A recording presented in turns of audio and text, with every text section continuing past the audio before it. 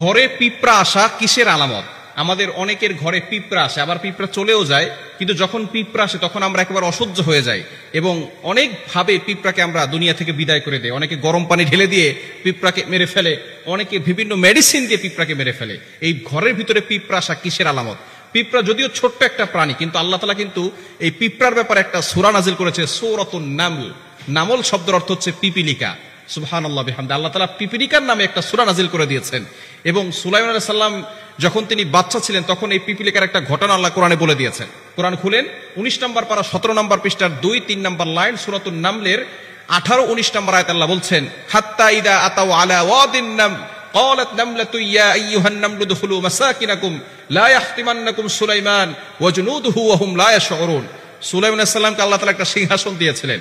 এই সিংহাসন দিয়ে সুলাইমান আলাইহিস সালাম সব জায়গায় যেতে পারতেন এবং সকল প্রাণীর কথা তিনি শুনতে পারতেন। সুবহানাল্লাহ। একজন বাচ্চা পৃথিবীতে এমন ছিল যিনি সারা পৃথিবীর সকল প্রাণীদের ভাষাও বুঝতেন এবং সারা পৃথিবী শাসন করেছেন। তিনি ছিলেন হযরত সুলাইমান আলাইহিস সালাম।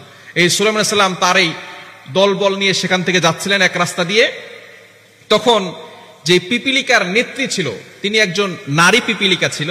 এই নারী পিপিলিকা তার সকল পিপিলিকা বাহিনীকে বলছিল, ক্বালাত নামলাতু ইয়া আইয়ুহান নামলু দুখুলু মাসাকিনাকুম লা ইয়াহতিমান্নাকুম সুলাইমান ওয়া জুনুদুহু ওয়া হুম লা ইয়াশউরুন। তোমরা তাড়াতাড়ি করে তোমাদের গৃহে চলে যাও।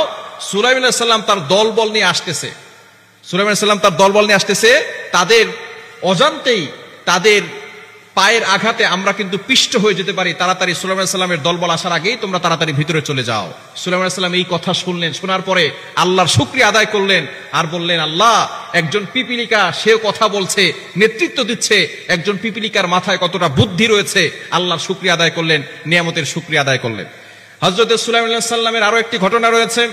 সুলাইমান আলাইহিস সালাম একবার নদীর পাড়ে বসে আছেন, এমন সময় দেখে দূর থেকে একটা পিপিলিকা তার মুখের ভিতরে একটা গম নিয়ে সামনে হেঁটে হেঁটে যাচ্ছে। নদীর পাড়ে যাওয়ার পরে অনেক সময় ধরে অপেক্ষা করছে। হঠাৎ করে দেখে নদীর কাছে একটা ব্যাঙ এসেছে। ব্যাঙ আসার পরে পিপিলিকাটা তার মুখের ভিতরে গম নিয়ে সেই ব্যাঙের মুখের ভিতরে ঢুকে গেছে। ঢুকে যাওয়ার পরে এবার ব্যাঙটা পিপিলিকাকে নিয়ে চলে গেল নদীর তলদেশে। যাওয়ার পরে সুলাইমান আলাইহিস সালাম মনে মনে চিন্তা করলো, হয়তো ব্যাঙটা পিপিলিকা খেয়ে ফেলেছে। কিন্তু কিছুক্ষণ পরে দেখে সেই ব্যাঙটা আবার উঠে এসেছে। উঠে আসার পরে এবার দেখে সেই ব্যাঙটা তার মুখ থেকে পিপিলিকাকে বের করে দিয়েছে, তার মুখে আর গম নাই। সাথে সাথে সুলাইমান আলাইহিস সালাম অবাক হয়ে গেল, দেখলাম তার মুখে গম আছে। আবার ব্যাঙের পেটের ভিতরে ঢুকে গেছে, মুখের ভিতরে ঢুকলো। আবার দেখলাম ব্যাঙ কিছুক্ষণ পরে আবার সেই পিপিলিকাকে নামিয়ে দিল। এর কাহিনী কি? সরাসরি সুলাইমান আলাইহিস সালাম সেই পিপিলিকাকে জিজ্ঞেস করলো, পিঁপড়া, তুমি দেখলাম একটা গম নিয়ে গেলে, আমি মনে করেছি তোমাকে ব্যাঙ খেয়ে ফেলেছে, কিন্তু তোমাকে তো খায় নাই, তুমি সেই গম কি করেছো? এবার পিপিলিকা জবাব দিচ্ছে, আল্লাহর পয়গম্বর, আমাকে আল্লাহ তাআলা একটা দায়িত্ব দিয়েছেন। এই নদীর তলদেশে একটা পাথর আছে, সেই পাথরের নিচে একটা পোকা আছে, সেই পোকাটা হচ্ছে অন্ধ। আল্লাহ পাক রব্বুল আলামিন আমাকে অর্ডার দিয়েছে 3 বেলা তার জন্য আমি একটা গম করে নিয়ে যাব, এবং আমাকে সাহায্য করার জন্য আল্লাহ তাআলা ব্যাঙকে পাঠিয়েছেন। সেই ব্যাঙ আমাকে নিয়ে যাচ্ছে এবং আমরা দুইজনে মিলে তার জন্য খাবার, সেই গমটা তার জন্য এক বেলার খাবার দিয়ে আসি। সুবহানাল্লাহ বিহামদি। সুতরাং যারা আল্লাহর উপরে ভরসা করে, সে যদি অন্ধ হয়, আল্লাহ তাআলা তার খোঁজ খবর রাখেন। রিজিক নিয়ে টেনশন করছেন, রিজিক নিয়ে টেনশন করবেন না। এই ছোট্ট পিপিলিকার মাধ্যমে আল্লাহ তাআলা একটা গম দিয়ে অন্য একটা প্রাণীর রিজিকের ব্যবস্থা করতেছেন সমুদ্রের তলদেশে। সুতরাং আল্লাহ তাআলা যদি সেই প্রাণীকে খাওয়াতে পারেন, আমাকে আপনাকে আল্লাহ খাওয়াতে পারেন না?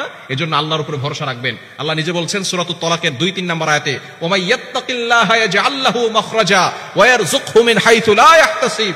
যারা আল্লাহর উপর ভয় রাখবে, আল্লাহর তাওয়াক্কুল এবং আল্লাহর ভয় অন্তরে ফিট করবে, তাদের জন্য আল্লাহ তাআলা রিজিকের ব্যবস্থা করে দিবেন। সুতরাং এই পিপিলিকা হচ্ছে যেই ঘরে যায় সেই ঘরে খাদ্য থাকে। এই জন্যই পিপিলিকা আসে, খাদ্য খাওয়ার পরে তারা চলে যায়।